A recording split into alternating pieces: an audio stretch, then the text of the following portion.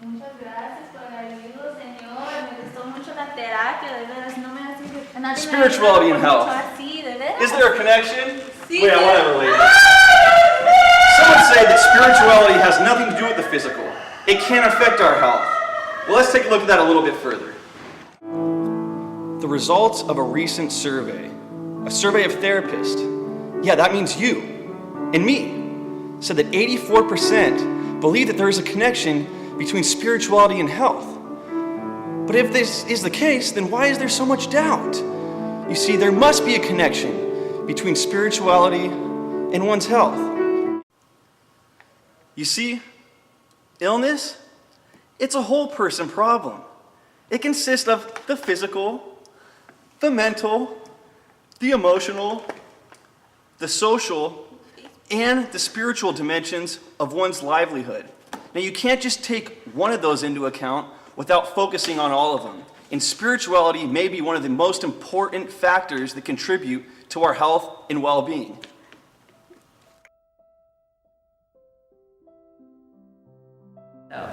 In all seriousness, though, how do we integrate spirituality into healthcare? And can we do that? I think that it's difficult if you define spirituality one way versus another. So how do you define spirituality? Hasselcook talks about how spirituality is the force that permeates through and brings meaning to life. Bruner talks about how it's the outside and the internal that affect how we develop our sense of self. And so when it comes to spirituality, whether that is a guiding force or something that is just a pinpoint in time that it's like, oh, here it is, and now it's gone, I think that it all adds to that sense of self and how each individual develops their own self.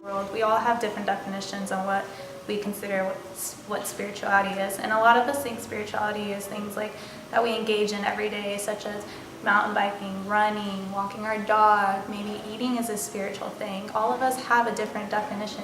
They think of this higher meaning, this purpose of life that's bigger than them. I don't think it's one specific thing. I don't think that it's a way of serving a God necessarily even. I think that it's a way of finding something greater than yourself to believe in and finding peace in that when you don't understand anything else about a situation. Again, Hasselcook talks about, but defines it as an entity that is not physical and not material, but it's something else. And we have such a difficult time trying to define exactly what it is. But obviously, maybe there's more to it than just religion. 1979 to 1996, there's this huge debate about, yeah, we want to include spirituality into the OT practice, but can it really be taken away or stand alone from religion? And that's a big question, because what about those who aren't religious or their beliefs are completely not even aligned with those of religious beliefs? Can you still have spirituality within the profession? And I completely believe that you can. Of course, spirituality isn't just defined through religion, but you can't ignore the fact that for those who are religious or for those who do believe in a higher power, it kind of goes back to religion kind of encompasses life and encompasses everything. So anything that we find spirituality in, it's kind of like religion is the umbrella to that. So for most people, that is their saving grace. That is their spirituality, is religion. And we, as practitioners, we do need to realize that. And I know that that's an ongoing debate, and it's still going on now. But it is something to be very mindful of, that religion is always going to have a huge influence and a huge impact on spirituality. So, I was looking up statistics on the idea of spirituality and all of that, and I found that it ranges from 10 to about 35% of surveys show that people find themselves very spiritual but not religious. It went on to say that these people had found a start in their spiritual journey through religion, but that organized church and that sort of religious institution served more as a springboard of questioning what really mattered to them, what they could really believe in, what things made sense to them. And that's where their spirituality grew from, and that's where that relationship with themselves kind of took hold. And I really like how Hasselcook kind of talks about spirituality being this, how it's a force that permeates through the self and anything that's pretty much going on and going on around you. And it really ties into how OTs kind of use it holistically. It wasn't until 1994 that there was this idea of spirituality that entered the practice and use it as its own entity, its own being in the practice. And for some people, it is just that. But religion, for most people, is the first real stake or the first real go-to that we find in life. We tie religion into spirituality so much, and I think that for so many people it's completely valid, and it does go hand in hand. It is synonymous. But there is a growing population of people who have found their spirituality outside of organized religion, and I think that that's as important as anything else, because even if it isn't a belief in God, or maybe it is, sometimes it does take that personal struggle within yourself to find out how you believe and why you can believe in these things that are unseen, that are hard to understand. I feel that with a lot of people, it starts off, those who grew up believers or find it on their own, it does start off with religion. Religion is a very big part of our culture, and it's a very big part of history. It doesn't matter what religion, if you're, Islam, Hinduism, Christianity, it really doesn't matter. It's just the meaning and what that encompasses, this idea that there's something bigger than you, that your circumstances here on earth or your whatever you're going through in life is not just about you. It's about much more. And we define the self, kind of what Bruner talks about, as not just, this may sound redundant, but not just ourselves, but we're trying to find ourself in other entities and other things that are greater and that our minds can't even grasp, so to speak. There's something spiritual in doing an occupation every single day, and if we realize that, we can always make any activity a patient does and give it a spiritual context by telling them, hey, if this is spiritual for you, like doing a craft, then we'll make it spiritual. A lot of us don't really think of it that way. Within our field of occupational therapy, we have a very good opportunity to take a chance and look at someone else and where they're at in their life and see what flaws or what deficits they want to work on themselves and to develop their sense of self. And I think that using spirituality, whether it is religious, whether it is just a quiet task, or whether it's just relieving some of their stress so that they can focus on okay, this problem is not my life.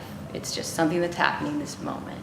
I think that it allows them to see spirituality in a new way. In reference to House of Cuss, and there's a portion in the book that he's talking about where one of the occupational therapists were engaging in play with the mothers and the babies, and the mother had said that playing with the baby was actually really spiritual for her. And so the occupational therapist, not only was she helping the mother engage with her kid and the kid learning how to do sensory play and all that, it became a spiritual moment because the mother was finding peace in that time. We set the mood, and as an occupational therapist, we can set those spiritual moods. That could be one of our goals. A lot of us don't utilize that, and it's kind of with myself and every OT and everyone watching this video, the use of yourself, like Bruner talked about, is the best way to bring about spiritual meanings to everyday life.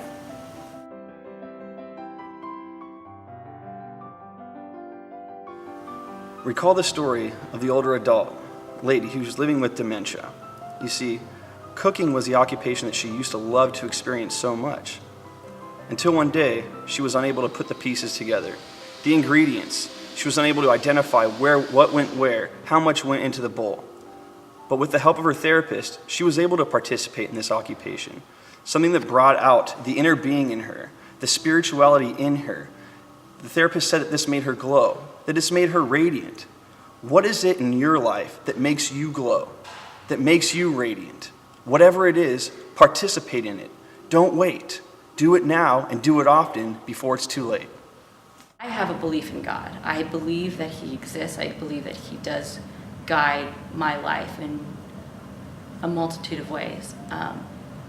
But in a very hypothetical situation, if He did not exist, if this was basically all for nothing, then what would I have to show for my life? And I think that when I think of why I do the things I do, it's not because of who's going to see me or the kind of recognition I'll gain from it. It's the fact that by trying to live a giving life, I help those who are in a position that can't help themselves, maybe. So what I consider kind of the most spiritual moments I engage in is it all started back when I used to live in Mexico for probably a couple months with my grandma. We would go down to El Rio to go just do laundry, go wash, and she would pick up everyone's clothes from the pueblo and then just take them down, and we would just wash clothes together. And there wasn't really anything significant about that moment. It was just mostly that we were doing it together, and it was quiet, and it's I didn't think of anything. And I consider being spiritual is when I have nothing in my mind. I'm just kind of at peace, And so those moments, if I can find that moment again, whether that be, sitting on top of a mountain or sitting, reading a book, not even just holding it there and just knowing I'm taking in the moment, I consider that very spiritual. But the moments that seem spiritual to me are those times that I get to just sit and laugh and joke with my family when my mom and dad are making fun of me for something dumb I said, or I tripped and fell. And I think that it's that celebration of a life together, of loving the defects and mistakes of someone, and also reveling in the victories that they accomplish. Well, it started for me. I remember I was 5 and I was coming home from school with my mom, which I didn't really go to very often, probably once every 2 weeks, just because of the area and situation that we were living in at the time. But I remember coming home and my dad is just have you been telling your teacher about what happens in this house? And I just looked at him and I didn't know what to say. And he just immediately grabbed me and I started screaming. And I looked at my mom for help, but she was scared for her own safety in life. So she just stood there, as she always did, didn't say anything. And he took me into the room, and then he pulls out this long black cable cord. I'll never forget it. And probably, I don't know how many strokes or whatever, but probably about 15, 20 minutes into it, finally was over, and screaming and crying. And I just remember being in so much agony and pain. And not that this had happened the first time, but I remember, I had scars from it, and clearly just a traumatic experience amongst the many others, like I said. But for me, I wanted to know at that age, there has to be more than this. There has to be something else. There has to be a bigger meaning for my life. And I think that at that moment, although I was only 5, at that moment, that is when I found religion and spirituality for me.